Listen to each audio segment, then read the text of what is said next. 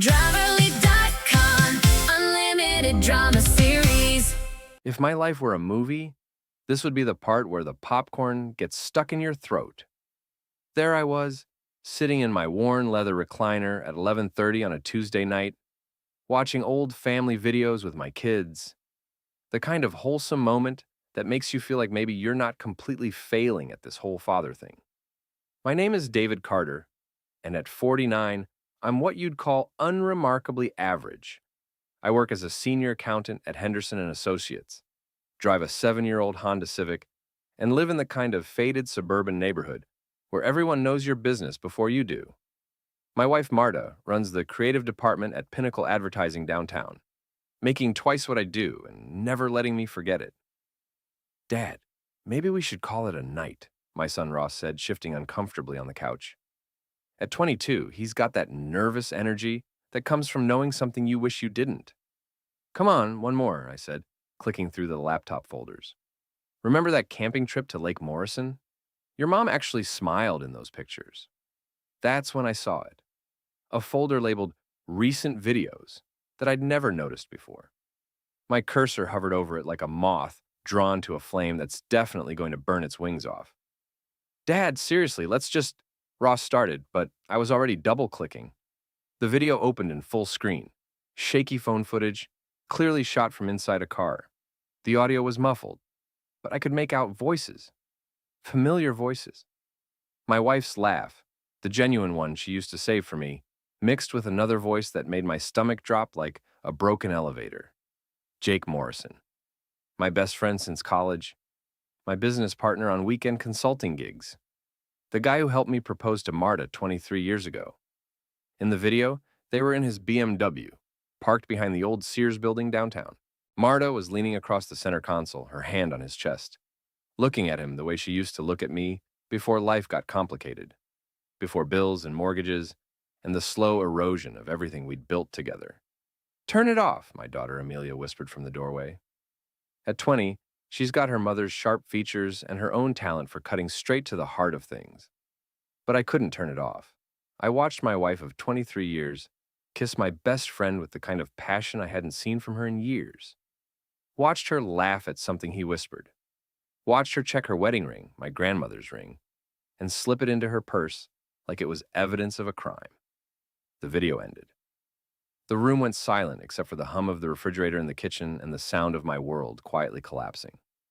How long have you known? I asked, my voice surprisingly steady.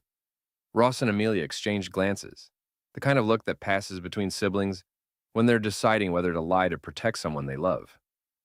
Dad, Ross started, but I held up my hand. How long? 6 months, Amelia said quietly. Maybe longer. I saw them at Riverside Park when I was meeting friends. At first I thought maybe it was just what? Just my wife having lunch with my best friend while I was working 60-hour weeks to pay for this house? The sarcasm in my voice surprised even me. But sometimes sarcasm is the only thing standing between you and complete breakdown. I closed the laptop and stared at the black screen, seeing my reflection staring back. 49 years old, thinning brown hair, lines around my eyes that used to be from laughing. When did I become the kind of man whose wife looks elsewhere for excitement? Where is she now? I asked. Working late, Ross said. Again. I nodded. Of course she was. Marta had been working late a lot recently. Big campaign for Morrison Tech Solutions, Jake's company. The irony wasn't lost on me. Dad, what are you going to do? Amelia asked. Good question. What do you do when you discover that your entire life is built on a foundation of lies? When the two people you trust most in the world have been betraying you behind your back? I stood up, my knees creaking like old floorboards. I'm going to think. Dad, I'm fine, I said, though we all knew that was about as far from the truth as you could get. Just give me some space, okay? They nodded and headed upstairs, whispering to each other in the way kids do when their parents' marriage is falling apart. I'd seen it happen to other families in the neighborhood. Always thought we were different. Always thought we were stronger. I walked to the kitchen and opened the refrigerator, staring at the contents without really seeing them. Marta's Greek yogurt, Jake's favorite craft brew that he'd left here after our last poker night. Evidence of normal life, when normal life was apparently just an elaborate performance. My phone buzzed. A text from Marta. Working late again? Don't wait up. Love you. Love you. Two words that used to mean everything and now felt like a slap across the face. I typed back, love you too. Because what else do you say when you're not ready to blow up your entire existence? But as I hit send, something shifted inside me. A cold, calculating part of my brain that I'd never really accessed before started turning over possibilities. Started thinking about evidence and consequences and what exactly constitutes fair play when the game has been rigged from the start. If Marta wanted to play games, maybe it was time she learned that accountants are very, very good with details. I opened my laptop again and started a new folder. Named it Documentation. Then I went back to that video and watched it 3 more times, taking notes like I was preparing for the most important audit of my life. Because, in a way, I was. The next morning, I woke up to the smell of coffee and the sound of Marta humming in the kitchen. For about 3 seconds, I thought maybe I'd dreamed the whole thing. Maybe my paranoid accountant brain had finally snapped and invented an elaborate betrayal fantasy. Then I saw her phone sitting on the nightstand, face down. Marta never left her phone face down unless she was hiding something. Morning, honey, she called from downstairs, her voice bright and cheerful. The voice of someone who'd slept well because she had nothing to feel guilty about, or because she was a better actress than I'd given her credit for. I got dressed in my usual uniform, khakis, button-down shirt, tie that Marta had bought me for Christmas 3 years ago. The costume of a man whose biggest worry was quarterly reports and tax deadlines. In the kitchen, Marta was already dressed for work in one of those sharp business suits that made her look like she could buy and sell companies before lunch. At 47, she was still striking. Auburn hair, green eyes, the kind of confidence that comes from knowing you're the smartest person in most rooms. Sleep well? She asked, not looking up from her phone. Like a baby, I lied, accepting the coffee she handed me. You were late last night. The Morrison campaign is heating up. Jake's really pushing for a Christmas launch. She said his name without even a flicker of guilt. 23 years of marriage, and she'd learned to lie to my face like a professional. Jake's always been ambitious, I said, testing the waters. That's what I love about working with him. He doesn't settle for mediocre. The implication hung in the air like smoke. Unlike some people, she might as well have added. After she left for work, I called in sick. First time in 3 years, but Henderson and Associates could survive one day without me double-checking their math. I had more important calculations to make. I started with the obvious stuff. Credit card statements, bank records, phone bills, the paper trail that most cheaters are too stupid or too careless to cover. Marta was neither stupid nor careless, but she was human, and humans make mistakes.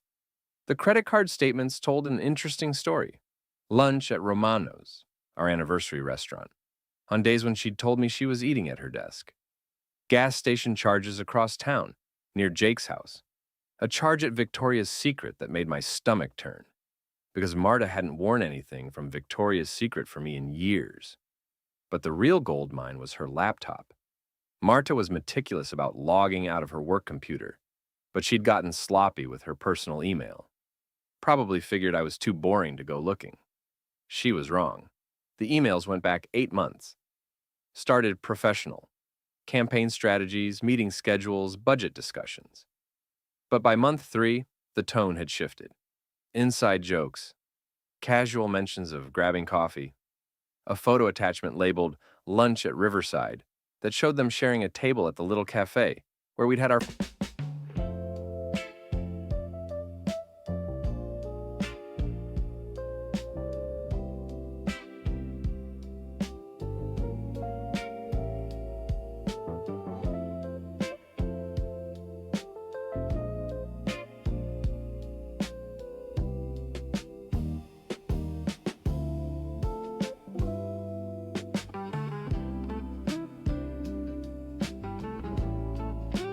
first date. By month 6, they weren't even pretending it was about work. Can't stop thinking about yesterday. Tom's working late again. Seems like we have the whole evening. Your place or mine? Feeling guilty about tea. but not guilty enough to stop. T. That's what I'd become in my own wife's affair. A letter, an obstacle to work around. I printed everything. Old habits from audit work always have hard copies. Then I organized it chronologically in a 3-ring binder. If my marriage was ending, at least it would end with proper documentation. But the emails revealed something else, something that made my hands shake as I read. What about Ross? He's been asking questions. We'll figure it out. Maybe it's time T knew anyway. This can't go on forever.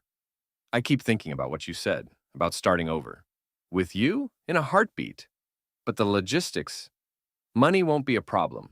T's been saving for years, probably enough to split and still leave us comfortable. They weren't just having an affair. They were planning my entire future without bothering to include me in the conversation. I closed the laptop and sat in the silence of my kitchen, surrounded by the evidence of my own irrelevance. 23 years of marriage, 2 kids, a mortgage, shared dreams and disappointments, all of it reduced to a logistics problem. That's when I remembered something Jake had mentioned at our last poker night. Something about getting some tests done, making sure everything was in order for his future.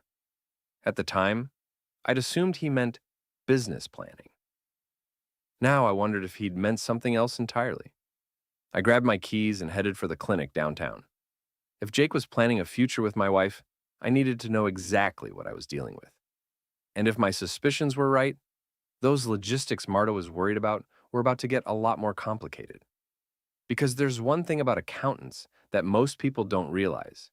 We're not just good with numbers. We're excellent at finding discrepancies.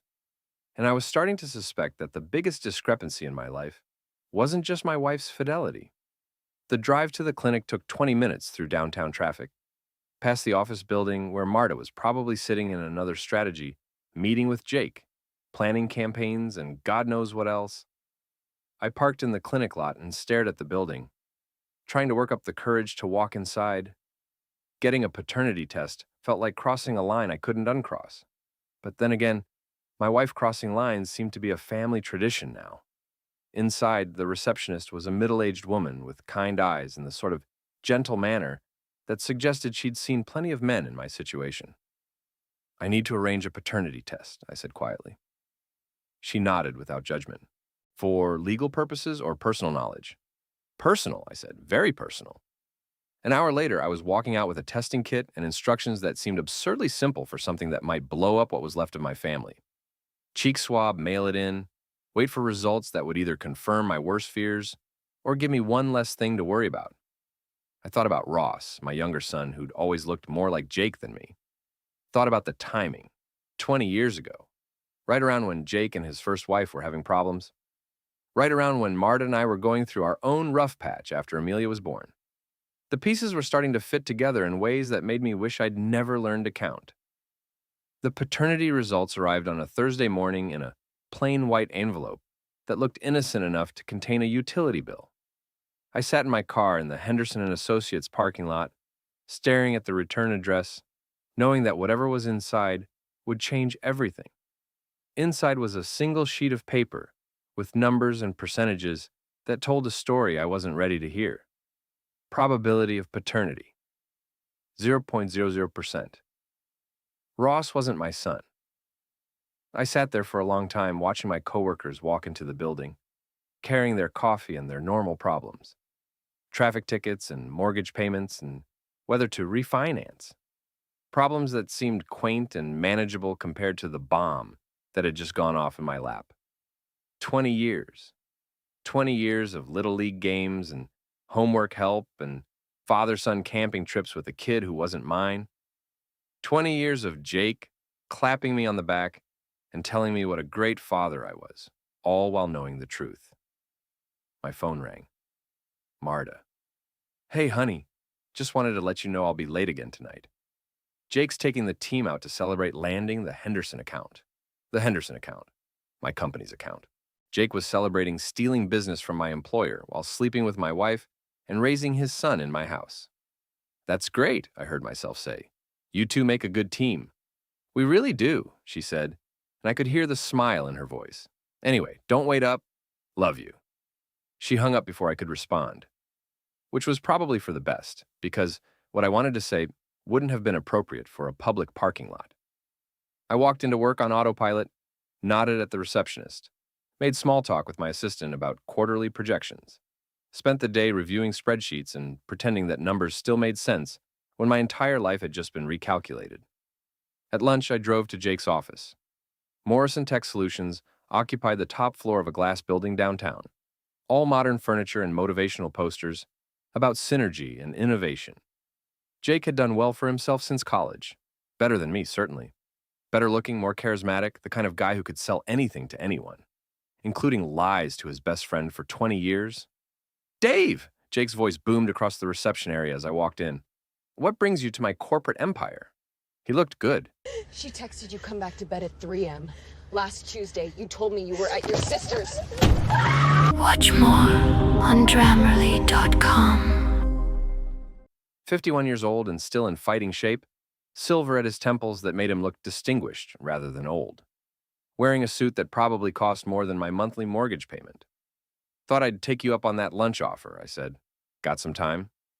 For my oldest friend? Always. We went to Romano's, our place apparently, the restaurant where Jake had been taking my wife while I thought he was taking clients. The hostess seated us at a corner table, and I wondered if this was where they usually sat, if the waitstaff recognized the routine. So, what's on your mind? Jake asked, cutting into his steak. You seem a little off today. I pulled out the paternity test results and placed them on the table next to his water glass. Jake's fork stopped halfway to his mouth. His face went through several interesting color changes, pale to red to a sort of grayish green that suggested his steak wasn't sitting well. Dave, I can explain. 20 years, I said quietly. 20 years. You've been coming to my house, playing with your son, and pretending to be my friend. It's not that simple. It's exactly that simple. I leaned forward. You've been screwing my wife and lying to my face for 20 years. Ross is your son, not mine. And now you're planning some cozy little future together with my money. Jake set down his fork and looked around the restaurant, probably calculating whether I was going to cause a scene. The old Dave wouldn't have. The old Dave would have suffered in silence and tried to work things out like a reasonable adult. But the old Dave had just learned he'd been living in a fantasy for half his adult life. How did you find out? He asked. Does it matter? The question is, what are we going to do about it? Dave, look, I never meant for it to happen. Marta and I, we connected, and Ross, don't. My voice was sharp enough to cut glass. Don't you dare try to explain Ross to me. I raised that boy. I taught him to drive, helped him with homework, walked him through his first heartbreak. He's my son in every way that matters. You're right, Jake said quietly. You're absolutely right. I've been a coward about this whole thing. Yes, you have. So what do you want? Money? I can write you a check right now.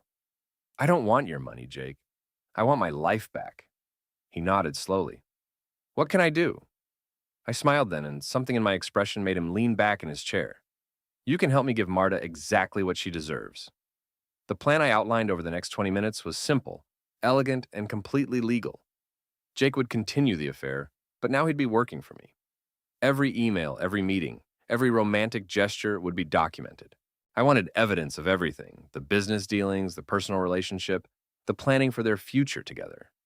You want me to spy on Marta? Jake asked.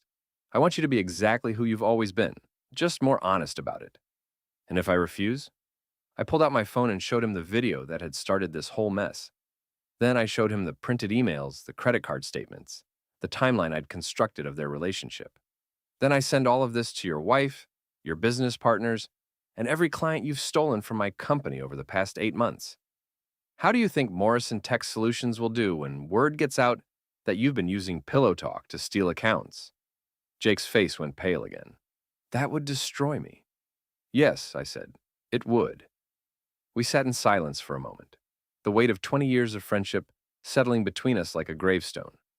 I never wanted to hurt you, Dave, but you did it anyway. He nodded.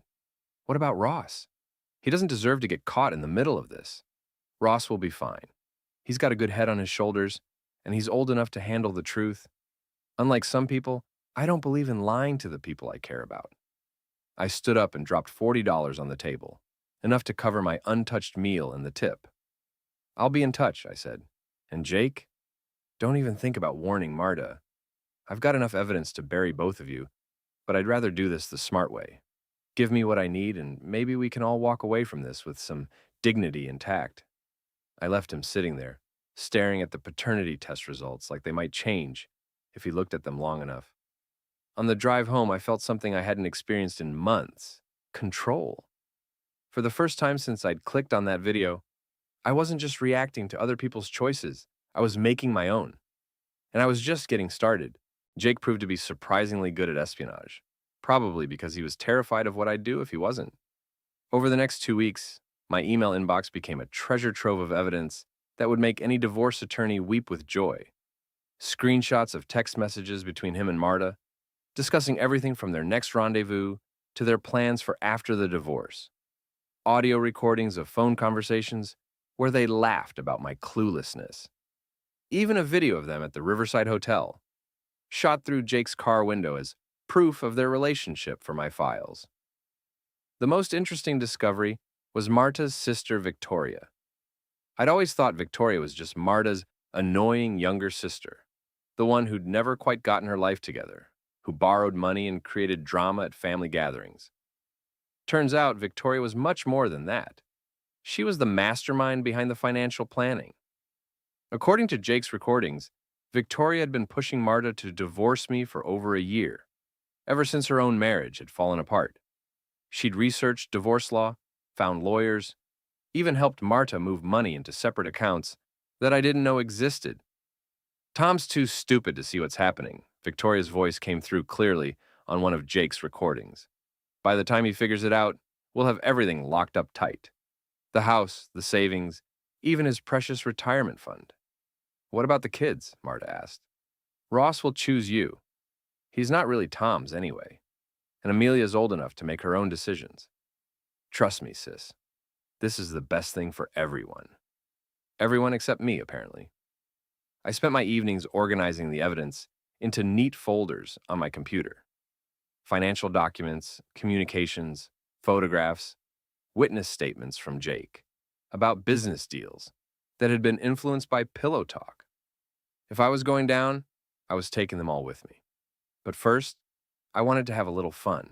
The opportunity came on a Friday night. Marta announced she was having a girls' night with Victoria and some friends from work. Jake texted me that they were actually meeting at the Riverside Hotel for a romantic weekend getaway. Perfect.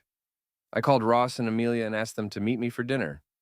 Nothing fancy, just the three of us at Denny's, like we used to do when they were kids and Marta was working late. Dad, you've been acting weird lately, Amelia said, poking at her pancakes. Like, weirder than usual. Thanks for the vote of confidence. She's right, though, Ross added. You seem different, more focused or something. I looked at my kids, both of them because biology doesn't determine family, and made a decision. Your mother's having an affair, I said quietly. They exchanged glances, the same look they'd given each other the night I'd found the video. We know, Dad, Amelia said.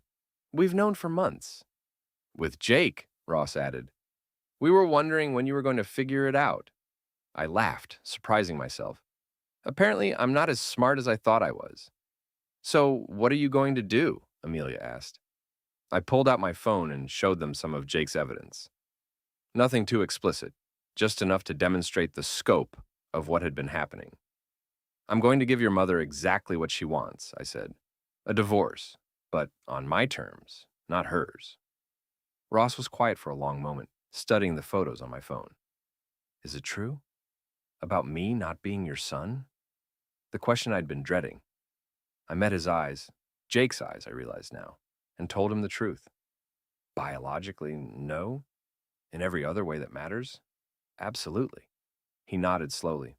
Does it change anything? Between us? Not a damn thing. Good, he said, because I was getting worried I'd have to start calling Jake Dad, and that would be really awkward. We all laughed at that, and for a moment it felt like maybe we were going to be okay. Whatever happened with Marta, whatever came next, the three of us would figure it out together. After dinner, I drove to the Riverside Hotel. I didn't go inside. That would have been too obvious, too confrontational. Instead, I parked across the street and waited. At 9:30, Jake's BMW pulled into the parking lot. At 9:45, Marta's Honda followed. I took pictures, not because I needed more evidence, but because I wanted them to know I'd been there. Wanted them to understand that their secret wasn't secret anymore. Then I went home and started phase 2 of my plan. I'd learned a lot about social media from watching Amelia navigate her various platforms.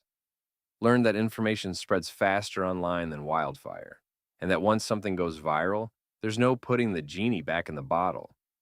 I created a new Facebook account under a fake name, nothing traceable back to me, and started friending people from Marta's work, Jake's business contacts, neighbors from our subdivision. Built up a network of connections over several days, posting innocuous content about local events and community news. Then, on Sunday night, while Marta was in the shower, washing off her girls' weekend, I posted a simple status update. Saw something interesting at the Riverside Hotel this weekend. Isn't it funny how small the world is? Small town, secrets. I attached one photo. Jake and Marta walking into the hotel together, holding hands. Nothing explicit, nothing that couldn't be explained away as a business meeting between friends, but suggestive enough to get people talking.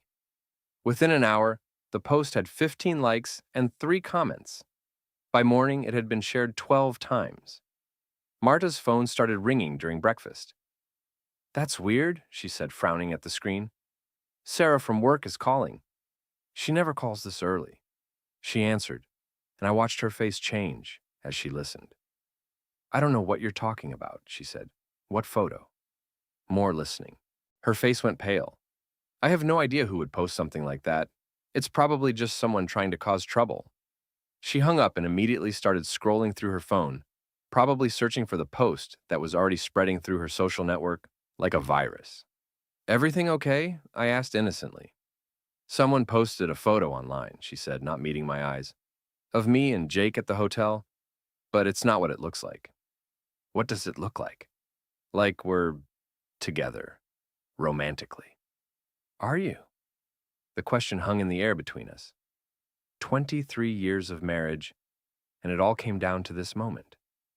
Her choice to finally tell the truth or keep living the lie.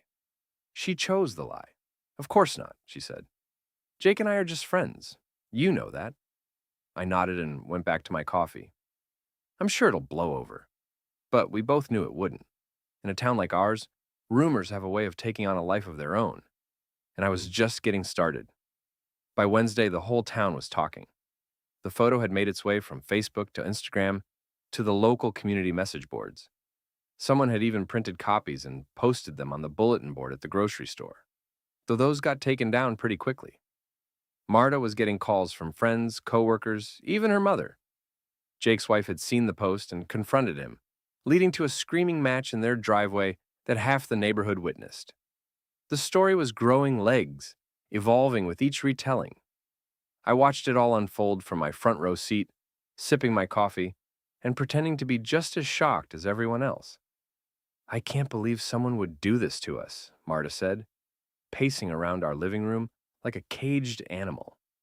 "It's harassment. It's invasion of privacy." "Have you thought about going to the police?" I suggested. "And tell them what?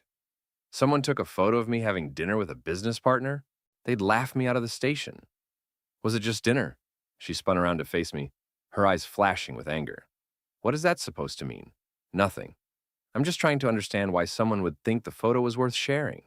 Because people in this town have nothing better to do than spread gossip and ruin other people's lives." I nodded sympathetically. "You're probably right." That night, after Marta had gone to bed early with a headache, I received a text from Jake. "We need to talk. This is getting out of hand." I met him at Murphy's Bar, a dive on the outskirts of town, where the lighting was dim and the clientele minded their own business. Jake was already there when I arrived, hunched over a whiskey and looking like he hadn't slept in days. "This has to stop," he said without preamble. "Linda's talking about divorce. My business partners are asking questions. And Marta's falling apart." "Tough break," I said, ordering a beer. "Must be hard having your private life exposed like that." "You did this. I don't know how, but you're behind that photo." I was home watching Netflix when that photo was taken. Ask my kids. Not the taking, the posting, the spreading. This has your fingerprints all over it. I took a sip of my beer and studied his face. Jake had always been easy to read when he was stressed. Right now, he looked like a man who was watching his carefully constructed life crumble in real time. Even if I was involved, I said, what exactly are you going to do about it? Go to the police and tell them your best friend is exposing your affair with his wife. I could tell Marta what you're doing. Go ahead. Tell her that her husband knows about her affair and is fighting back. I'm sure she'll be very sympathetic to your situation. Jake finished his whiskey and signaled for another. What do you want, Dave? Money? I already offered. I told you I don't want your money. Then what? I pulled out my phone and showed him a new folder I'd created. Screenshots of text messages between him and Marta, planning their future together. Bank records showing the separate accounts Marta had opened. Even a recording of Victoria explaining how they were going to leave me with nothing. I want justice, I said. For 20 years of lies. For raising your son while you played the fun uncle. For watching you steal my clients while pretending to be my friend. So what's...